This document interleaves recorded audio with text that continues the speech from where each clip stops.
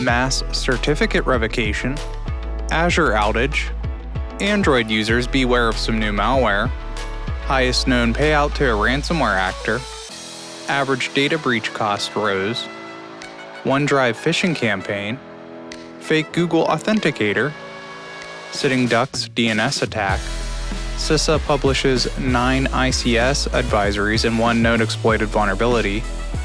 All this and more in today's episode of the Cybersecurity Digest.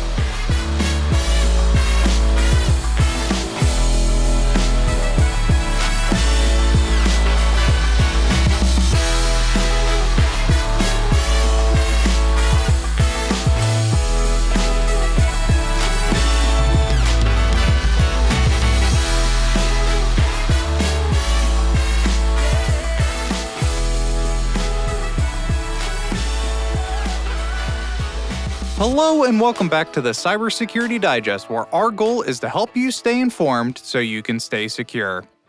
Today is Friday, August 2nd, 2024. To our first-time listeners, welcome, and to my return listeners, welcome back. As always, I appreciate you taking the time out of your day to check out the show. If these episodes help you stay informed, I would greatly appreciate it if you would please share this show out with a colleague or someone you know who likes staying up to date on the latest cybersecurity news. Just as a quick reminder, our podcast is now released twice a week on Tuesdays and Fridays. With fewer episodes, as mentioned previously, we've divided the show into 3 sections to help you digest it better. First, we have notable news. Second, prevalent patches. And lastly, our CISA Corner. I would love your feedback on the show, and in today's show notes, as last week's as well, there is a survey if you wouldn't mind filling that out that lets me know how I'm doing and areas I can improve upon. All right, we have a very jam-packed episode, so let's dive on in. It is time for our first section, Notable News.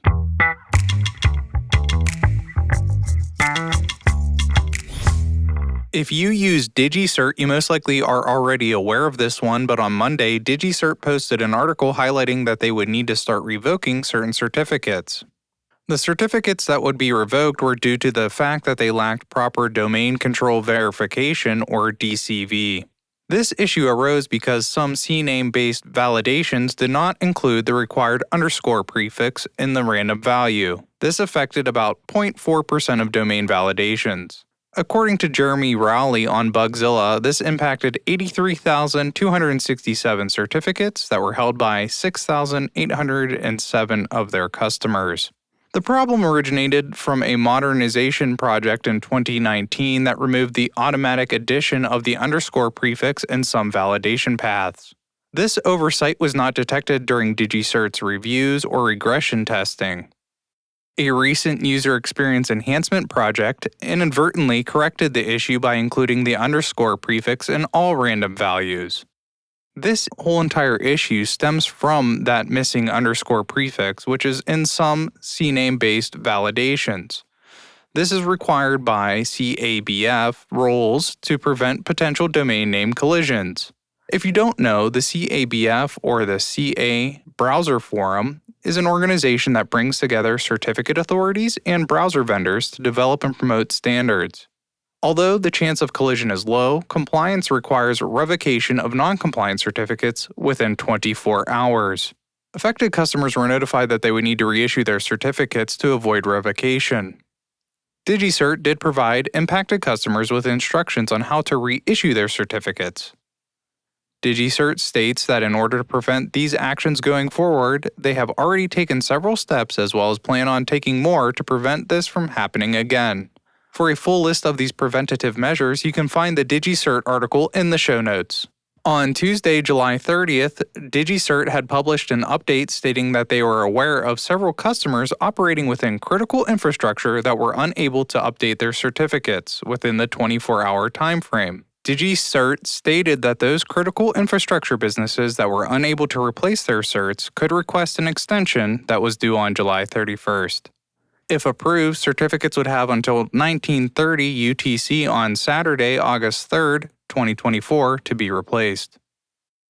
All right, on to our next story here. Also occurring on Tuesday, Microsoft Azure and Microsoft 365 customers began to experience outages across numerous Microsoft services. Impacted services included Microsoft Entra, Microsoft Purview, Microsoft 365, as well as several Azure services, including Azure Portal, Azure Policy, Azure App Services, among others.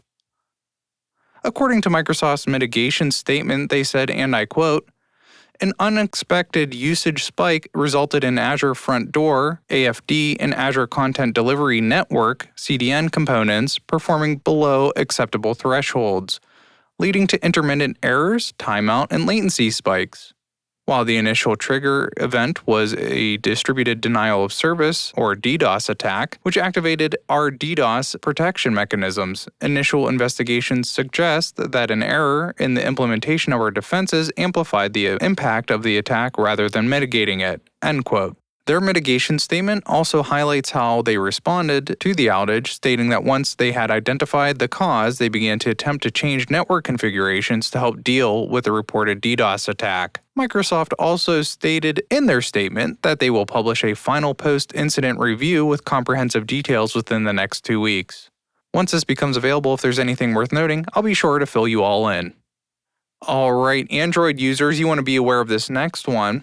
On Wednesday, Imperium's research published a blog post that delves into a sophisticated Android-targeted SMS stealer campaign that has been tracked by their researchers since February 2022. The campaign, which has identified over 107,000 malware samples, highlights the evolving nature of mobile malware and the deceptive tactics used by attackers to compromise devices.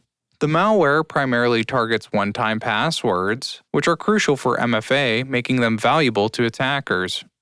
The blog post elaborates that the infection process begins with deceptive tactics such as malicious advertisements and Telegram bots, which trick users into downloading and installing the malware. These methods mimic trusted sources, convincing victims to sideload malicious applications onto their devices. Once installed, the malware gains permission to read SMS messages, enabling the theft of sensitive data, including OTPs, or one-time passwords.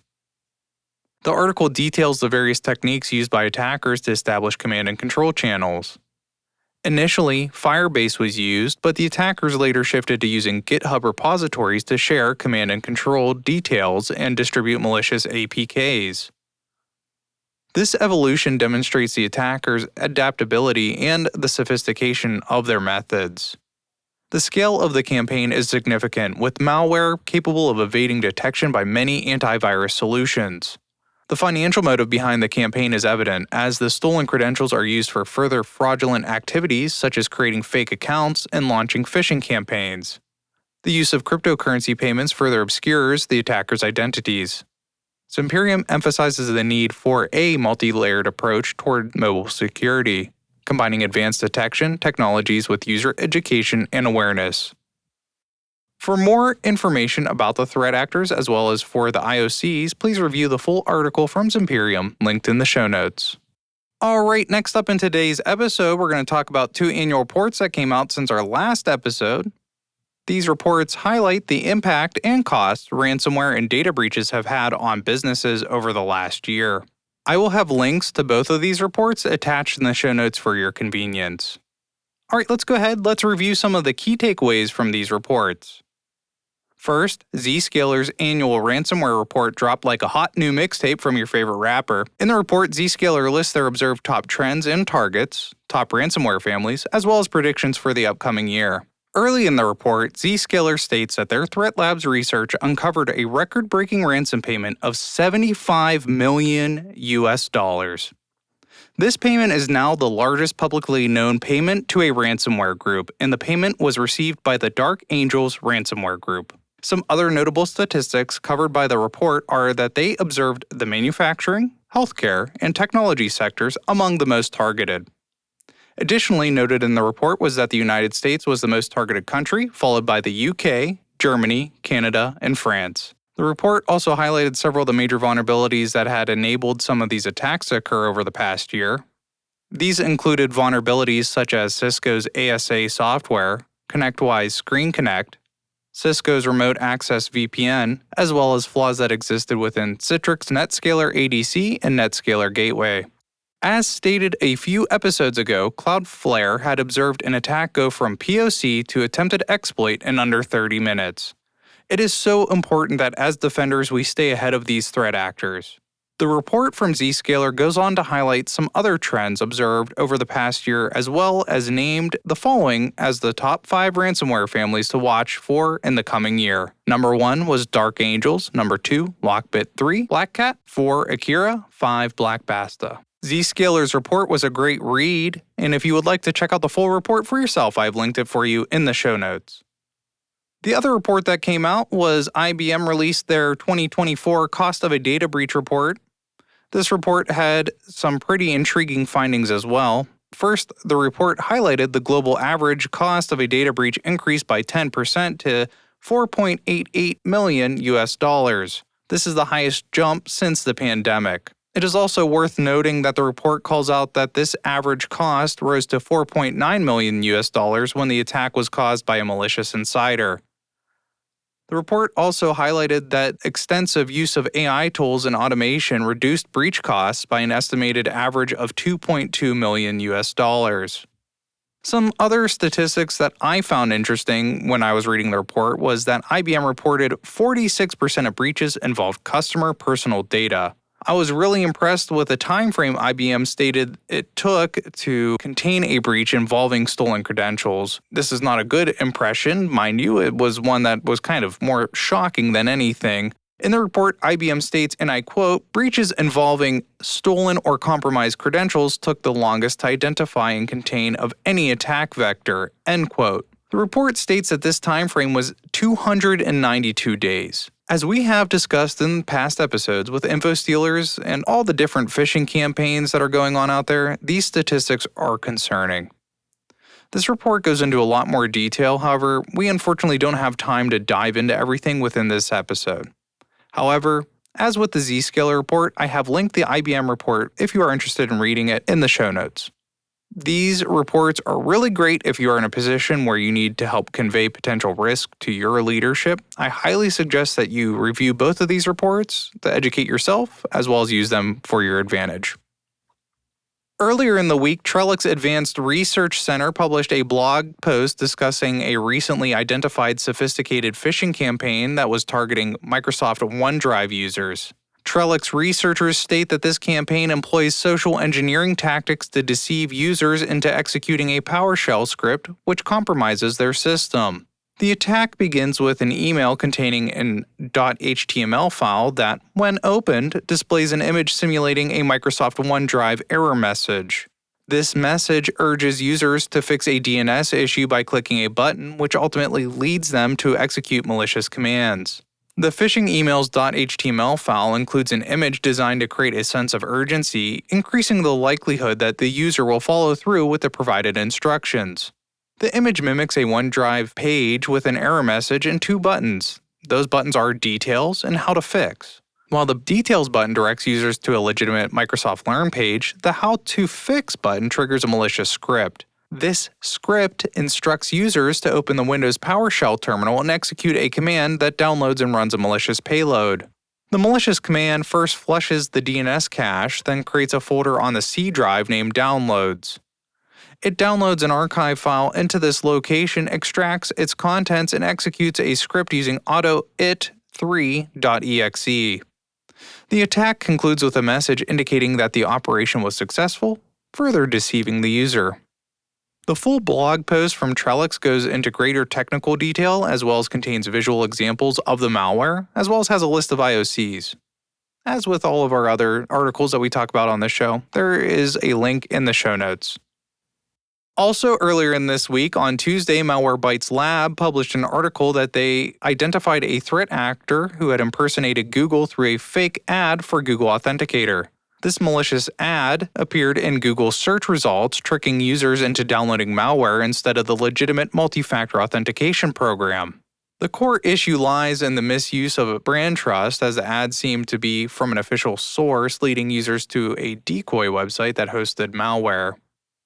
The fraudulent website, chromeweb-authenticators.com, was registered on the same day the ad was observed by Malwarebytes Labs. The site's source code revealed that it downloaded a malicious file, authenticator.exe, from GitHub. The threat actor used GitHub to host the malware to evade conventional security measures.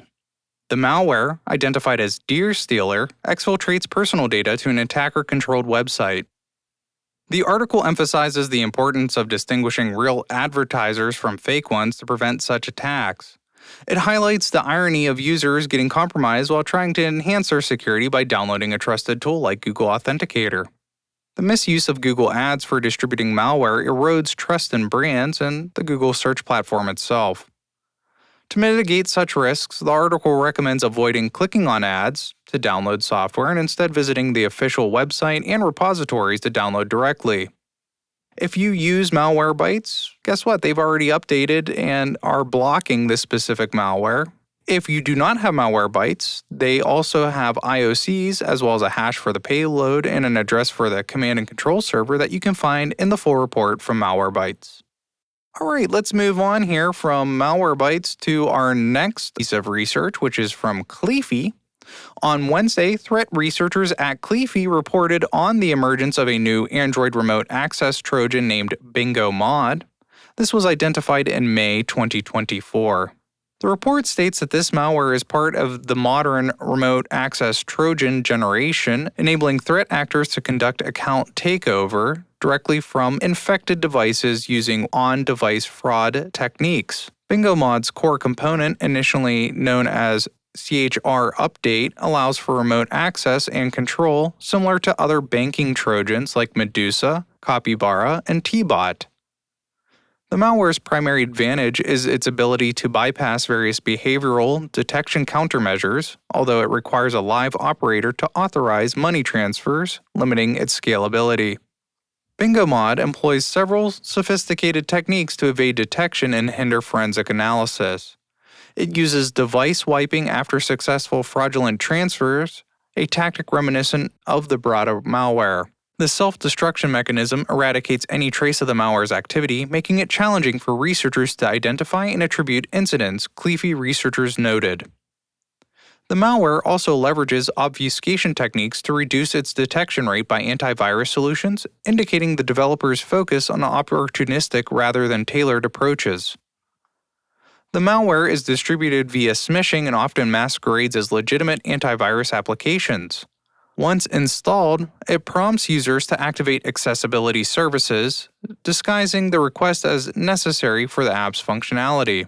Upon granting permissions, the malware unpacks itself and sets up a command and control communication channel.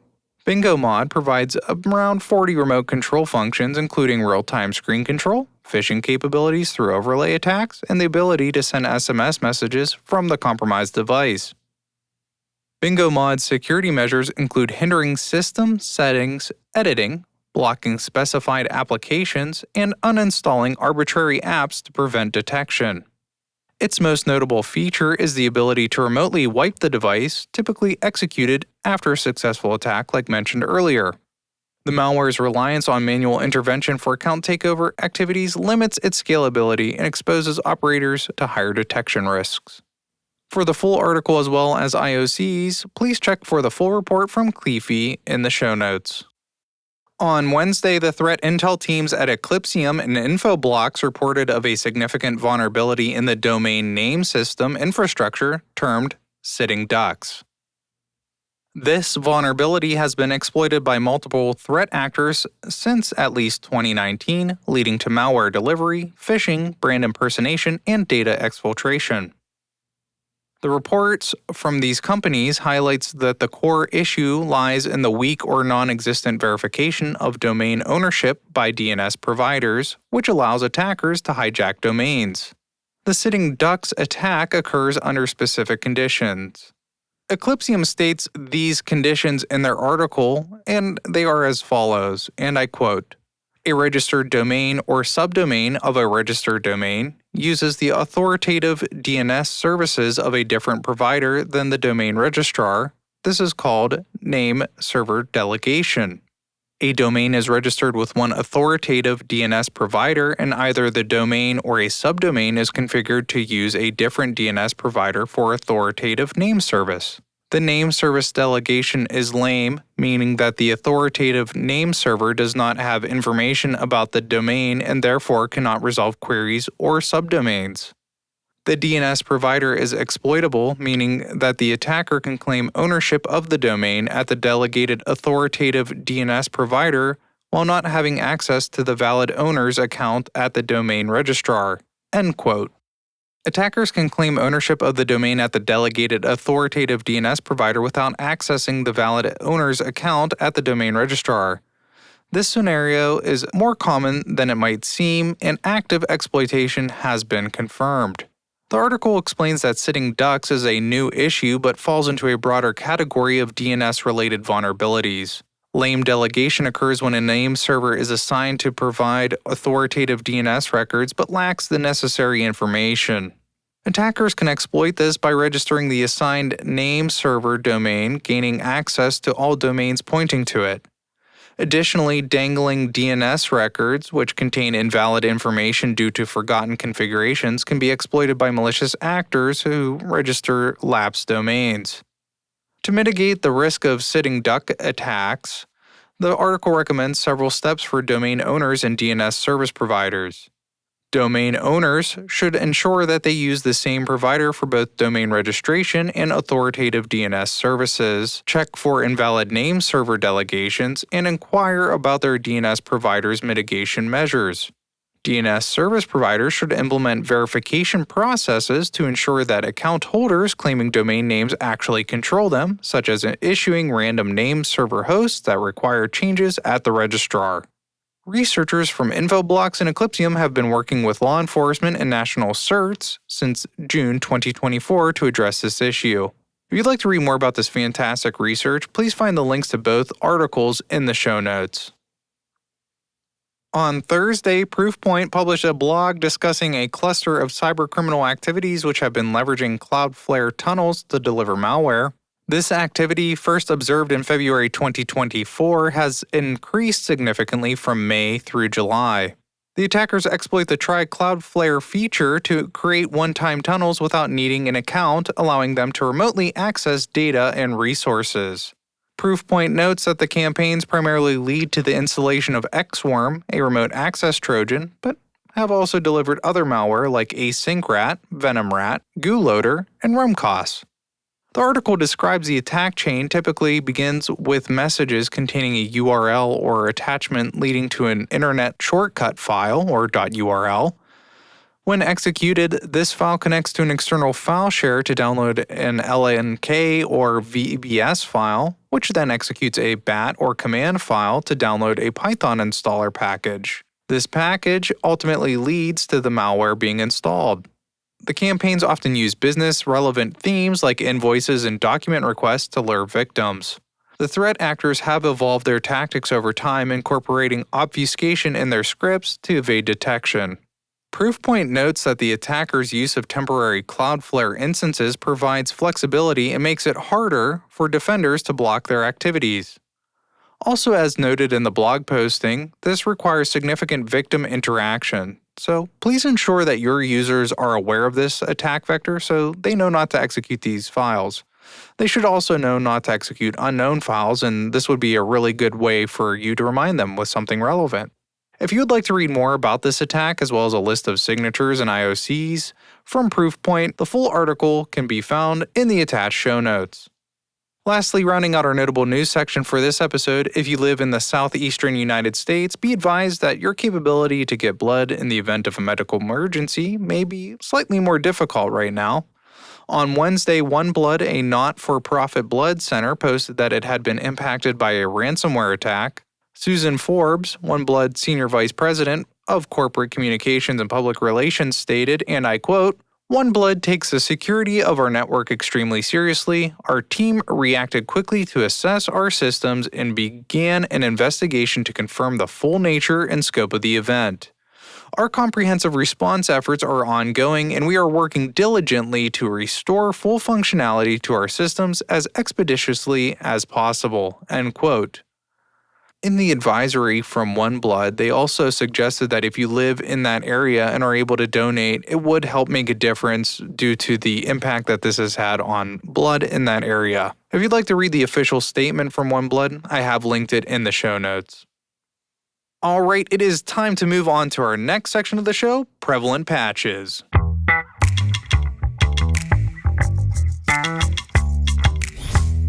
Alright, first up in Prevalent Patches, Ubuntu has had several patches come out this week resolving vulnerabilities across several of their products. Also, we had some advisories from Red Hat Linux as well since our last show. In fact, there's been about 50 advisories for their products, including Red Hat Enterprise Linux as well as OpenShift. Alright, that does it for Prevalent Patches here today. On to our last segment of the show, and that is our CISA Corner.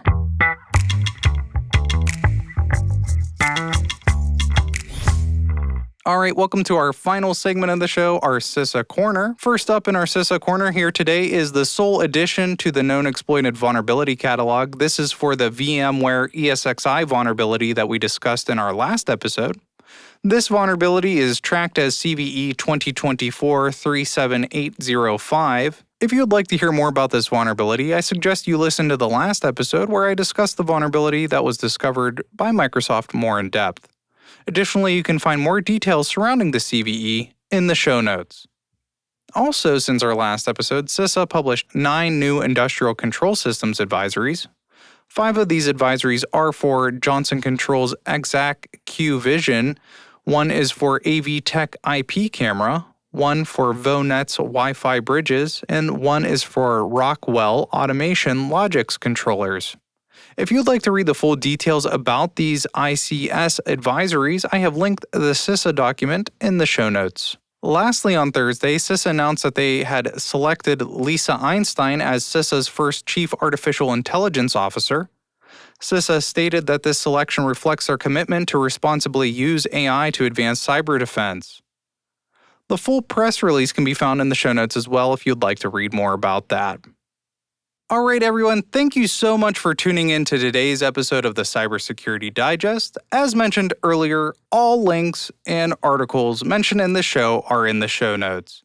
Additionally, you can head to our website, thecybersecuritydigest.com, to find our show notes as well as all of our previous episodes. On the website, you'll also find links to listen to this on your podcast platform of choice. If you like this episode, please consider sharing with someone you know who would like the show as well or benefit from the information I have provided.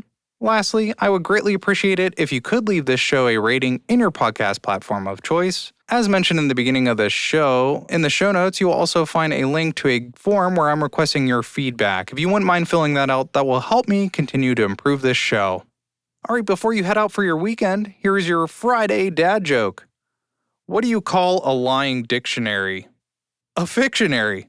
Alright everyone, thank you so much for tuning in, and until next time, stay informed to stay secure.